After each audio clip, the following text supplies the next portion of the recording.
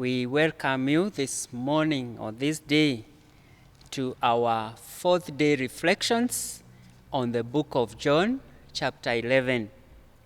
And we have looked at various lessons from verse 1, and yesterday we were at verse 27.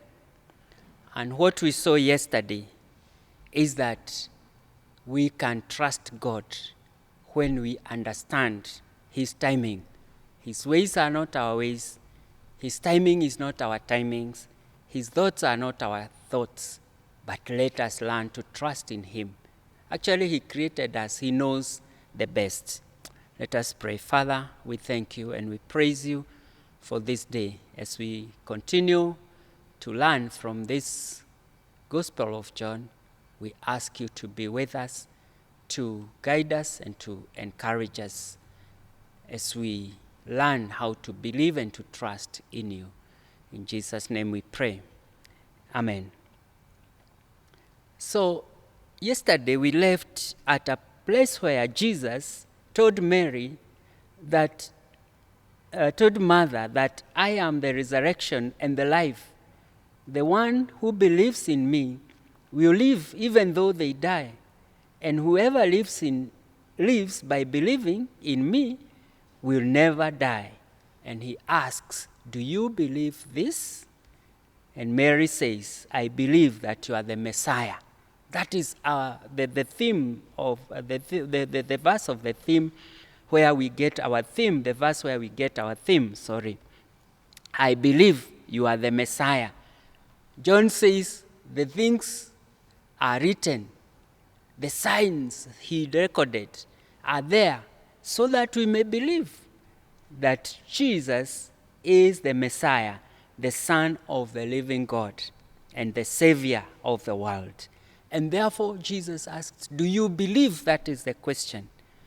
But in the next passage, we will learn that Jesus feels with us. He is with us in our situations. He does not leave us, but He is there in our situations. And from verse 38, the Bible says, after she had said this, she went back to her sister Mary aside. She called her sister Mary aside. The teacher is here, she said, and is asking for you. When Mary heard this, she got up quickly and went to him. Now Jesus had not yet entered the village, but was still at a place where Mother had met him. When the Jews who had been with Mary in the house comforting her noticed how quickly she got up and went out, they followed her, supposing she was going to the tomb to mourn there.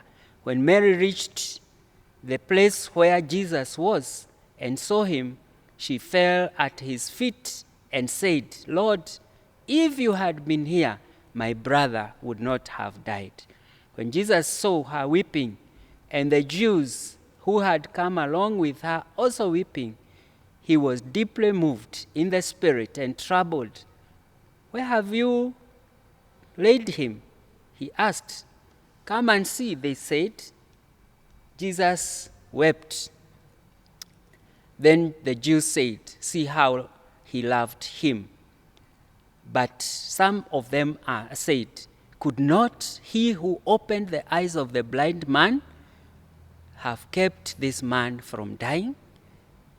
So from that passage, we find that Jesus goes in that family, in that home, and he feels with them. The people there were crying. The people were grieving because they had lost a loved one. Sometimes when we go to, or when we see somebody, or we go to comfort somebody, we tell them these words, it is well. It is the will of God. Don't cry. They are in a better place. But that is not what Jesus did. When Jesus saw the people grieving, he deeply saddened, he also was deeply moved in the spirit. And when he saw what was happening there, he wept. Jesus feels with us. He is not far off. He's not watching us from somewhere and saying, just it is well, it is going to be well. It is good to have the emotions. It is good to, Paul says, cry with those who are crying, mourn with those who are mourning. Yes, the words that it is well, be strong, they are good. But that is not actually what makes us to go and grieve with others. It is to have empathy with them. It is to empathize with them. It is to feel what they are feeling. If you cannot feel what the other person is feeling, it is always easy not to touch or to reach out to the heart of that person. We need to put ourselves in the shoes of the person who has been left or who has lost a loved one. And this is what we see Jesus doing, interacting with them. And we see Mary, even Mary telling him, if you were here, our brother would not have died. And Jesus asked to be taken where the grave was.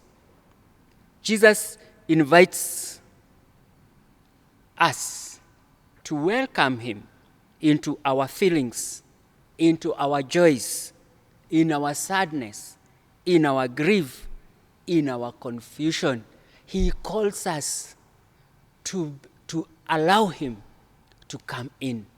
The only person, Paul says in 1 Corinthians, the only person who is able to give comfort. Here I want to talk to those who may have lost their loved ones, who have lost things that are making them to grieve, who are going through a difficult time. Invite Jesus in that situation. He feels with you. He is there with you. He understands you. He understands us. Let us learn that Jesus is not a far-off friend. I love the hymn that says, what a friend we have in Jesus. That all our burdens, all our cares, everything he helps us to carry. Do you have Jesus as your friend? Do you allow him in your situations? Or when joy comes, when everything is going on well, Jesus is forgotten. We only invite him when we have trouble. Let us learn that Jesus, we can walk with him. An old song used to say, nishike mkono Bwana, siwezi bila wewe Bwana. Hold my hand, Lord. I am unable to do anything without you. Today, let the Lord hold your hand. Let him lead you. Let him guide you. Because he is in your situation. He walks with you. He feels with you. He understands you. Our Heavenly Father, we want to give you thanks. Because in our situations, sometimes we feel like we are alone.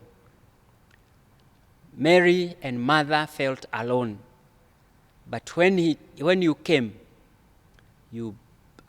and fitted in their situation, and you brought encouragement. I pray that today you will encourage us in the places where we feel that we need encouragement. You'll strengthen us where we are weak. You'll guide us where we are lost.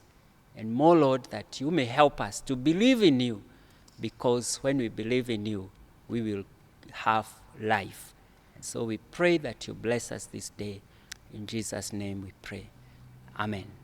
We thank you very much for coming yesterday for the prayer and healing service.